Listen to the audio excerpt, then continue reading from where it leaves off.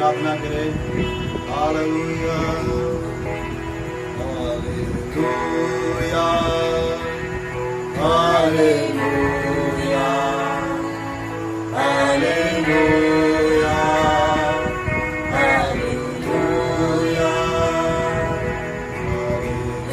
Hallelujah hallelujah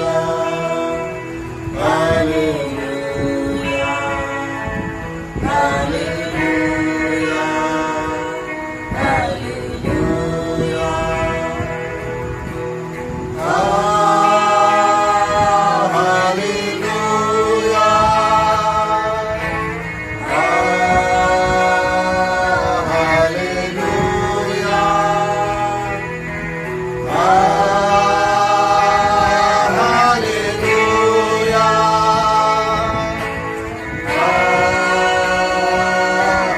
hallelujah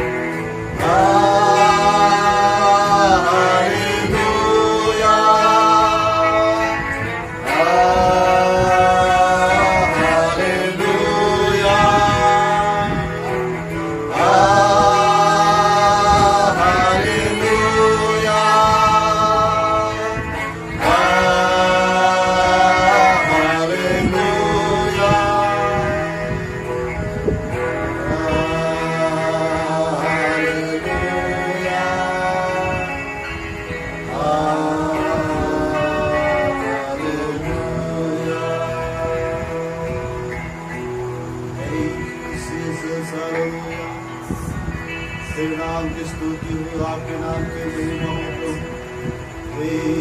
आपकी योग्य आराधना के योग्य, स्तुति के योग्य, धन्यवाद की योग्य प्रभु।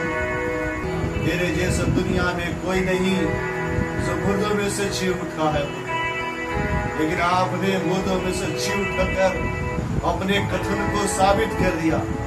और परमेश्वर साबित किया कि आज और कल युगानु एक साथ एक जैसे रहने वाला और जीवित रहने वाला यीशु है प्रभु। आप तो अन्य बातों में बराबरी कर सकते हैं, लेकिन आज तक कोई भी आपके जीवने के बराबरी नहीं कर सकते। आप जीवित हैं और जीवित होकर पक्के पक्के प्रमाणों के साथ लोगों से मुलाकात किए प्रभु। 40 दिन तक प्रभु जी लोगों से मिलते रहे और प्रभु उनको सच्चाई पर वो प्रकट करते रहे। परमेश्वर प्रूव करते रहे कि आप जीवित हैं। लोगों को आपने पास बुलाया, उसको दिखाए और प्रभु प्रूव किया कि आप जीवित हैं। प्रभु हमका धन्यवाद करते हैं कि आप अपने जीवन काल में विशेषकर 3.5 साल प्रभु परमेश्वर आप लोगों के साथ रहकर लोगों की सेवा की और चेलों को भी आपने शिक्षा दिया और जी उठने के बाद भी आपने 40 दिन तक लोगों के साथ मिलते रहे और उन्हें आप सिखाए, परमेश्वर के राज के बारे में सिखाए। प्रभु आपने लोगों को सलाम कहा, प्रभु आपने लोगों को शांति दिया और प्रभु लोगों को आपने पवित्र आत्मा दिया और क्षमा करने का भी अधिकार दिया। इसके लिए हम धन्यवाद करते हैं। हे प्रभु हम विश्वास करते हैं कि आप मरे हुए में से जी उठकर आसमान को उठा लेंगे और जब आप आएंगे तो आप हमारे को भी अपने पास ले जाएंगे। प्रभु वैसे ही हमारे को तैयार कर ताकि उस अनंत जीवन में और आपके साथ हम अनंत काल के रहने पाएं। प्रार्थना यीशु मसीह के नाम से मांगते हुए सिर्फ आज्ञा आइए हम लोग प्रभु के वचन से देखेंगे कि आज हमें प्रभु क्या सिखाना चाहता है। वो आपका आशीष। आज के दिन मैं उस बातों पर विचार करना चाहता हूं या बताना चाहता हूं 4 बातों के कारण से लोग यीशु मसीह पर विश्वास नहीं करते हैं, चाहे वो कलीसिया के लोग हो, मसीह परिवार हो या अन्य लोग जो कभी प्रभु के वचन को नहीं सुने हैं। 4 बातें मैं बाइबल से लूंगा और उस पर हम विचार करेंगे और सुनेंगे कि किन किन कारणों से वे लोग यीशु मसीह पर विश्वास नहीं करते हैं। आइए हम लोग पहला वचन पढ़ने के लिए निकालेंगे। यूहन्ना सुसमाचार उसका 20 अध्याय उसका 9 पद पढ़ेंगे। वे तो अब तक पवित्र शास्त्र की वो बात न समझे थे कि उसे मरे हुओं में से जी उठना होगा। यहाँ पर यूहन्ना उन लोगों के बारे में लिखा है और बता रहा है कि जब यीशु मसीह मुर्दों में से जी उठे और लोगों के द्वारा से चेलों को बताया गया तो समौन पतरस के साथ वो और एक व्यक्ति दौड़कर कब्र के पास चले गए। लिखा है 9 पद में, वे तो अब तक पवित्र शास्त्र की वह बात न समझते थे। पहला मैं एक पॉइंट बताना चाहता हूं कि जो लोग परमेश्वर के वचन या पवित्र शास्त्र को नहीं समझते हैं वे लोग यीशु मसीह के जी उठने पर भी विश्वास नहीं कर सकते। देखिए, जब हम लोग भजन संहिता उसका 16 अध्याय 9 पद पढ़ते हैं, कोई भी पढ़ेंगे 16 अध्याय उसका 9 पद, कि तू मेरे प्राण को अधोलोक में न छोड़ेगा और न अपने पवित्र भक्त को सड़ने देगा। दाऊद अपने वचन में एक पवित्र आत्मा के अगुवाई में एक भविष्यवाणी के रूप से ये कहता है। वो ये कहता है कि तू मेरे प्राण को अधोलोक में न छोड़ेगा। दाऊद इज़राइल का राजा था, उसने अद्भुत काम किया, लोगों की अगुवाई किया, परमेश्वर ने इस्तेमाल किया। अपने जीवन में एक बात कहा कि परमेश्वर मेरे प्राण को अधोलोक में न छोड़ेगा, न अपने पवित्र भक्त को सड़ने देगा। लेकिन आपको बताना चाहता हूं कि दाऊद ने बात को कहा, लेकिन वह मर गया और उसका शरीर सड़ गया। तो ये किसके बारे में? जो पवित्र व्यक्ति है उसके बारे में कहा, यीशु मसीह के बारे में उसने भविष्यवाणी किया, और ये बातें यीशु मसीह के जीवन में वो पूरा होता है। और मेरे साथ निकालेंगे पहली बात, यीशु मसीह के बारे में जो लिखा है लूका रचित सुसमाचार उसका 1 अध्याय उसका 35 पद में लिखा हुआ है कि पवित्र आत्मा तुझ पर उतरेगा और परम प्रधान का सामा तुझ पर छाया करेगी, इसलिए पवित्र जो उत्पन्न होने वाला है परमेश्वर का पुत्र कहलाएगा। यहाँ पर प्रारंभ से ही स्वर्गदूत मरियम को एक बात ये कहते हैं कि आपसे जो पुत्र होगा वो कैसा होगा? पवित्र होगा। अब हम आएंगे लूका रचित सुसमाचार उसका 23 अध्याय उसका 47 पद में। सूबेदार ने जो कुछ हुआ था देखकर परमेश्वर की बढ़ाई की और कहा, निश्चय यह मनुष्य धर्मी था।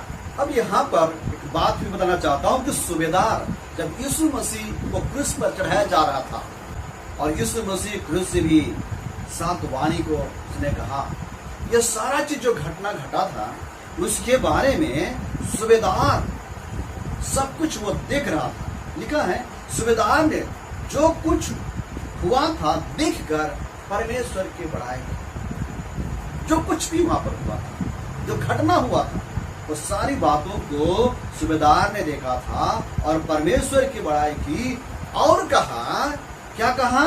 निश्चय यह मनुष्य धर्मी था। सो यहाँ पर मैं दूसरी बात बताना चाहता हूँ कि यीशु मसीह धर्मी व्यक्ति था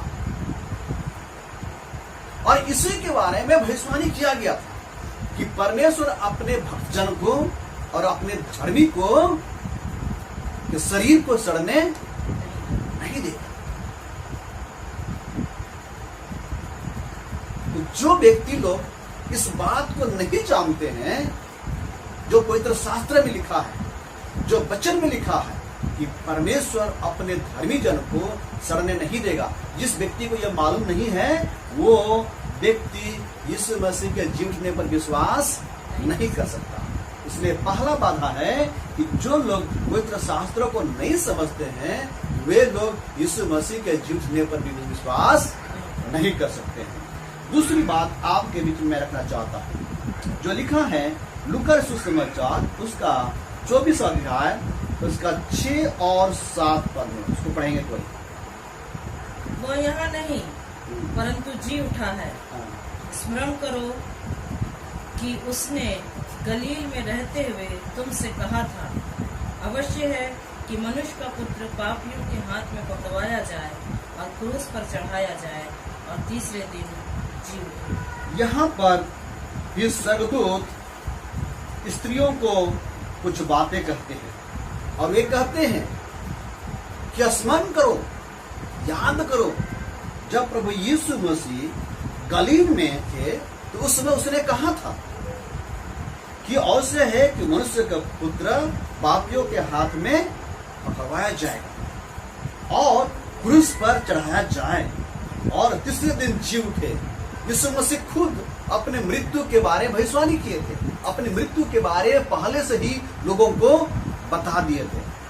और जब हम लोग इस वचन को समझने के लिए हम लोग 2-3 जगह पढ़ सकते हैं, लेकिन आपके बीच में मैं जो बात को पढ़ना चाहता हूँ जो लिखा है लूका सुसमाचार उसका 9 अध्याय उसका 22 पद में यही बात लिखा हुआ है जो यीशु मसीह अपने चेलों को कहते हैं। लूका सुसमाचार 9 अध्याय 22 पद निकालेंगे। फिर उसने कहा, मनुष्य के पुत्र के लिए अवश्य है। मनुष्य के पुत्र के लिए अवश्य है। मनुष्य के पुत्र किसके लिए कहा गया? वो यीशु मसीह के लिए कहा गया है। आगे पढ़िए। कि वह बहुत दुख उठाए, वह बहुत दुख उठाए और पुण्य और प्रधान याजक और शास्त्री उसे तुच्छ समझकर मार डाले और वह तीसरे दिन जी उठे। ये बात तो यीशु मसीह जो है अपने चेलों को कहे थे जब मरकुस सुसमाचार 8 अध्याय से 31 पर निकालते। मरकुस सुसमाचार 8 अध्याय 31 पर। तब वह वह उन्हें सिखाने लगा हाँ, कि मनुष्य के पुत्र के लिए अवश्य है हाँ, कि वह बहुत दुख उठाए हाँ, और पुरनीय और प्रधान याजक और शास्त्री उसे तुच्छ समझकर मार डाले। यहाँ पर भी वही बात लिखा है। यीशु मसीह और खुद कहते हैं, 3 दिन के बाद जी उठे।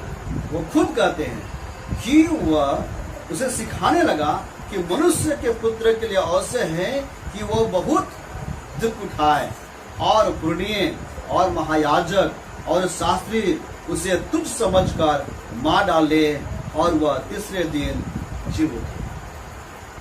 दूसरा जगह में लिखा, दूसरा जगह हम लोग देखेंगे मत्ती सुसमाचार उसका 17 अध्याय 21 और 22। हाँ, जब वे गलील में थे जब वे गलील में थे तो यीशु ने उनसे कहा, तब यीशु ने उससे कहा, मनुष्य का पुत्र मनुष्य का पुत्र मनुष्यों के हाथ में पकड़वाया जाएगा और वे उसे मार डालेंगे और वह तीसरे दिन जी उठेगा। यहाँ पर भी हम देखते हैं कि यीशु मसीह गलील में रहते हुए अपने चेलों को साफ साफ कहे, है ना। जाके उसने नहीं कहा था कि मुझे ऐसे करेंगे, लेकिन मनुष्य का पुत्र मतलब वो अपने बारे में कहे थे। एक बात हम पाते हैं कि अगर ये सारी बातें हमें जानकारी न हो या किसी व्यक्ति को जानकारी न हो तो वो व्यक्ति यीशु मसीह के जी उठने पर विश्वास, और यही बात वो लोग भूल गए थे। उनके चेले जो है ये भूल गए थे।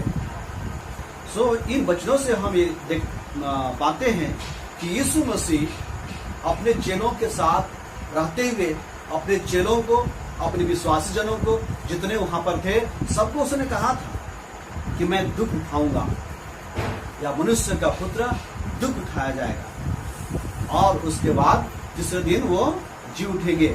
इन सारी बातों को लोग याद नहीं करते। सो अगर हम विश्वासी, हम मसीह परिवार के लोग, चर्च जाने वाले, बाइबल पढ़ने वाले, अगर इस बात को हम अगर स्मरण नहीं करेंगे तो हम यीशु मसीह के जी उठने पर विश्वास नहीं कर सकते। और भी बातें यीशु मसीह के आगमन के बारे में और यीशु मसीह के आगमन से पहले जो दुख होगा उसके बारे में अगर हम पढ़ेंगे नहीं, समझेंगे नहीं, तो हम उसमें विश्वास में स्थिर नहीं रह सकते। इसलिए जो कुछ भी यीशु मसीह सिखाया है उसको हमें क्या करना है? स्मरण करना है, हमें याद करना है, प्रभु के वचन को याद करना है। ये लोग यीशु मसीह के जी उठने पर इसलिए नहीं विश्वास कर रहे थे क्योंकि वे लोग जो यीशु मसीह कहा था कि मैं मुर्दों में से जी उठूंगा, उसको उन्हें याद नहीं था। प्रभु के वचन को लोग याद नहीं किए थे, इसलिए लोग संदेह करें। तीसरी बात आपके बीच में रखना चाहूंगा, आप मेरे साथ निकालेंगे लूका सुसमाचार 24 से 11 पर। लूका सुसमाचार 24 अध्याय और उसका 11 पर। परंतु उनकी बातें उन्हें कहानी सी जान पड़ी और उन्होंने उनकी प्रतीति न की। हाँ, तीसरा पॉइंट आपके बीच में रखना चाहता हूं कि अगर जो सच्चा बात बताया जाता है, अगर उस बात को हम एक कहानी के रूप से ले, है ना, कथा कहानी के रूप से ले, तो हम उस चीज को समझ नहीं सकते। इसमें क्या लिखा हुआ? 11 पद में लिखा हुआ है कि परंतु उनकी बातें उन्हें कहानी से समझ पड़ी और उन्होंने उनकी प्रतीति न की। आज हर जगह में प्रभु यीशु मसीह के बारे में बताया जाता है, लोग प्रभु के वचन को भी पढ़ते हैं, लेकिन वो उसे एक कहानी के रूप से देखते हैं, इतिहास के रूप से देखते हैं, सच्ची घटना के रूप से नहीं। अगर कोई व्यक्ति अपना गवाही दे रहा, अपने जीवन का गवाही दे रहा, यीशु मसीह मुर्दों में से जी उठा उसकी गवाही दे रहा है, तो हमें क्या करना चाहिए? विश्वास करना चाहिए, है ना।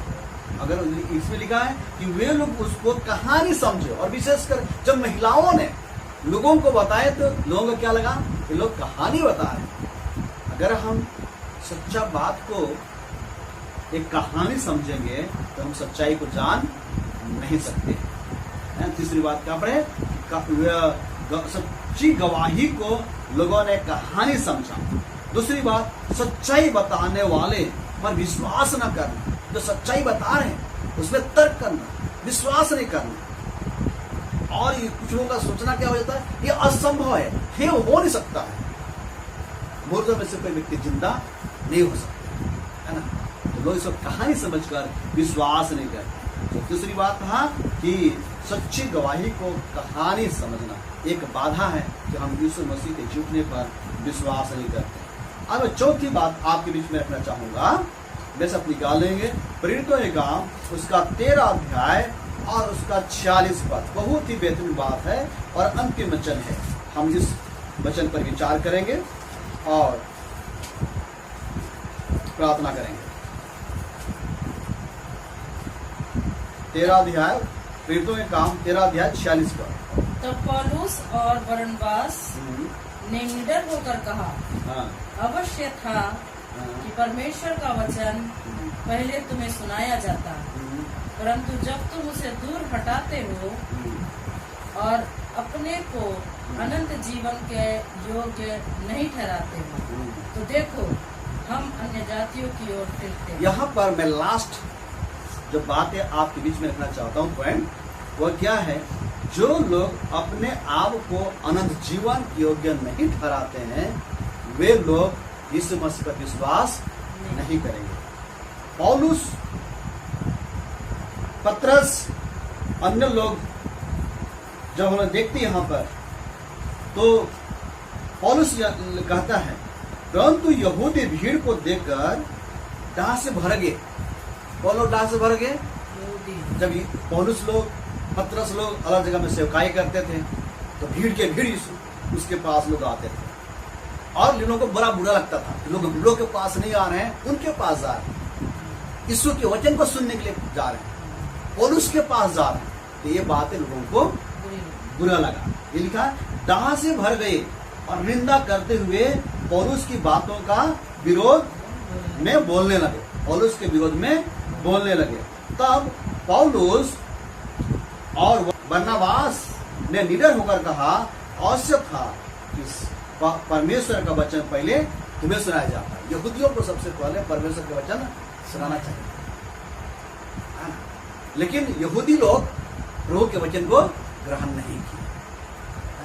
कुछ लोग ये सोचते हैं कि चलो ये लोगों को पहले मौका दिया जाए कि हम जो है यीशु मसीह का सत्य वचन को सुनाएं, लेकिन लोग क्या सोचते हैं कि नहीं, हमको जरूरत नहीं है। यहूदी लोग क्या सोचे, हमको इस वचन की आवश्यकता नहीं है। आज भी जब किसी को बोलते हैं, अलग अलग रीति से वो लोग इनकार करते हैं, है ना। हम सोचते हैं कि भाई वो प्रभु के वचन को सुने उद्धार पा ले, वो प्रभु के वचन को सुने उद्धार पा ले, है, लेकिन वे लोग प्रभु के वचन को सुनते और समझते नहीं है। देखिए क्या लिखा है इसमें, कि सुना जा लिखा है, परंतु जबकि तुम उसे दूर करते हो और अपने को अनंत जीवन के योग्य नहीं ठहराते। यीशु मसीह पर वही व्यक्ति विश्वास नहीं करेगा जो व्यक्ति अपने आप को इस अनंत जीवन के योग्य नहीं ठहराते। यीशु मसीह पर वही विश्वास करेंगे जो लोग इस योग्य समझेंगे कि अच्छा हुआ कि प्रभु यीशु मसीह मेरे जीवन में आया, मुझे संदेश सुना गया, ताकि हम उस पर विश्वास करके क्या प्राप्त करें, अनंत जीवन प्राप्त करें। जिस व्यक्ति को अनंत जीवन की आवश्यकता नहीं है, वो अलग अलग बहाने बनाए, अपने आप को अयोग्य ठहराएंगे, और यही लोग यीशु मसीह पर विश्वास, ये यहूदी लोग, शास्त्री लोग, जब बरनबास और पौलुस जब उनको प्रचार कर रहे थे, है ना, तो क्या किया उन लोगों ने, उसके वचन पर विश्वास नहीं किया। क्या किया लोगों ने, लोगों को इकट्ठा किए, है ना, उसको मारने के लिए, उनका विरोध करने के लिए। आज भी हमारे देश में ऐसा कुछ लोग हैं। हम सेवा करते हैं, हम प्रभु के प्यार के बारे में बताते हैं, सच्चाई को बताते हैं, लेकिन उस पर लोग विश्वास नहीं करते। क्यों नहीं विश्वास करते हैं? क्योंकि वे लोग अनंत जीवन के लायक नहीं हैं। और विशेषकर परमेश्वर तो चाहता है, यीशु मसीह चाहता है कि वे लोग अनंत जीवन को प्राप्त करें, लेकिन वे लोग इस योग्य अपने आप को नहीं ठहराते। बात को सुनना बहुत। तो पहली बात मैं आपको बताया आज के दिन में कि 4 बाधाएं जो हमें यीशु मसीह पर विश्वास करने से हमें बाधा डालता है। पहली बात है क्या है, पवित्र शास्त्र को न समझना।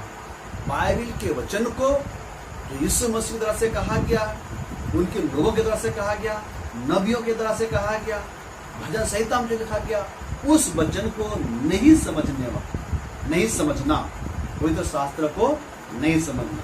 दूसरी बात क्या है? यीशु मसीह के वचन को स्मरण नहीं करना, याद नहीं करना। और तीसरी बात यह है कि जो सच्ची बातें बताया जाता है, वही दिया जाता है, उसको कहानी समझना है। और चौथी बातें जो है क्या है? अपने आप को अनंत जीवन की योग्य नहीं ठहराना। ये चार बातों के कारण से लोग यीशु मसीह पर विश्वास नहीं कर सकते। तो आइए हम ये सारे हिंड्रेंस को, ये सारी बाधाओं को दूर करके हम इसके अपोजिट में हम पवित्र शास्त्र को समझें और जो यीशु मसीह जो हमें सिखाया है उस बात को स्मरण करें।